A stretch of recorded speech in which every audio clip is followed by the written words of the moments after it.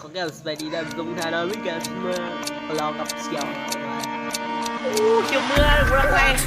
สอดเองเหรอมาเลยเดี๋ยวเอาแอปเปิ้ลพร้อมกันเลยแอปเปิ้ลทองเกี่ยอะไรเนี่ยผมมีแอปเปิ้ลทองเพื่อนผมเคยเห็นสีแดงก็เขียวอะไรเดี๋ยวมึงมาอ้อมกูเอาเลยนะเอาคนละครึ่งว่าแอปเปิ้ลเขียวเอาเป็นมีทั้งห่างกันไปดิแกล้งบ้าเลยสอดเพลงเหรอใส่อะไรบักสอดดิบักสอดนี่ต้องไปซ้ำเนี่ยตั้งแต่กูปิดไมค์แล้วเลย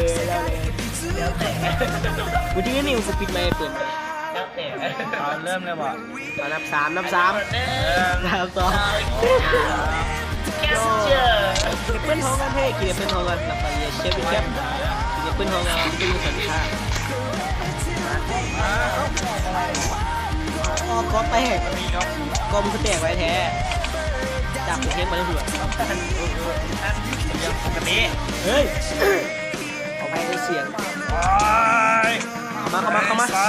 เอาไปโซคาวเนาะข่ายเอากับหมายติดเหรอเฮ้ยอย่าซอดแคทเกมอยู่แคทเกมแคทสุดหนาแม่สุดหนาตายบ่ตายเลยเฮ้ยเสียงกันก่อน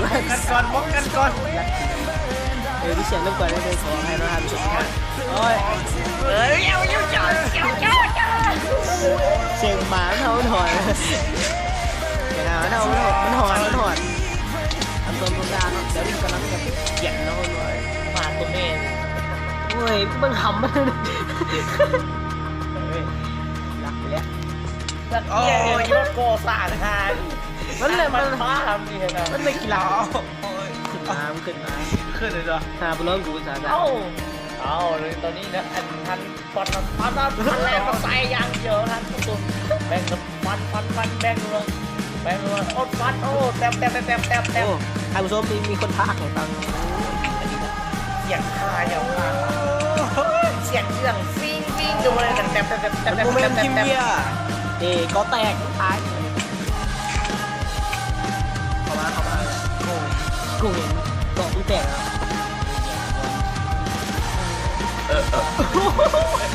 ขอไปเสียงลูกเกลือเล่นโปรแกรมแต่ซูมีเต้นแบบเกสเซ็ตเพิ่งเด็กก็ได้กันสุดท้ายแต่ก็ได้ยินเลยทั้งหมดที่ขึ้นไปแล้วเกิดเป็นโดนมาเขาจับอ่ะ